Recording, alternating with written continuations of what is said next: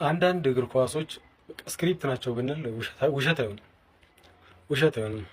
በጣም የሚደብር በቃ በጣም የሚደብር የሚያስጠላ ወላሂ ዛሬ ያየው ጨዋታ በጣም እጅግ በጣም የሚደብር እንዴ ሙኒክ እንደዚህ እየለፋ ይሄ ሶስቴ ፔናልቲ ተነክቶ መከልከል፣ አረ ይደብራል። በጣም ነው የሚያስጠላው።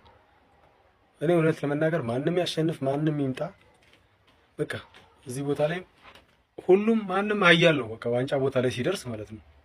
ግን ዛሬ ሙኒክ ላይ ሲደረግ ያየሁት ለዘመናት ማንቸስተር ዩናይትድ አርሰናል ላይ ሲያደርግ በዳኝነት ተጽዕኖ ማለት ነው አለ አይደል? የሀብታም ልጅና የድሃ ልጅ የሆነ ነገር ሲነካኩ የሀብታሙ ሲነካ ዘራፍ የሚባለው ወደ ድሃው፣ ይሄኛው ደግሞ እንደፈለገ ሲረገጥ በቃ ምንም ኖርማል ተደርጎ የሚታይበት አይነት ሁኔታ ያ አይነት ነገር ነው። ከስፔን ደግሞ ማድሪድ ዋንጫ ሲበላበት የነበረው ሁኔታ ይሄ ነበር። ቻምፒየንስ ሊግን ሲበላ የነበረው ይህን ስላችሁ ያለውን እውነታ ለመናገር እንጂ ከስፔን የምደግፈው እኔ ማድሪድን ነው። ማድሪድ ሁለተኛ ክለቤ ነው። ግን ያለው እውነታ ይሄ ነው። ዛሬ አየሁት በቃ ስክሪፕት ነው ማለት ይችላሉ።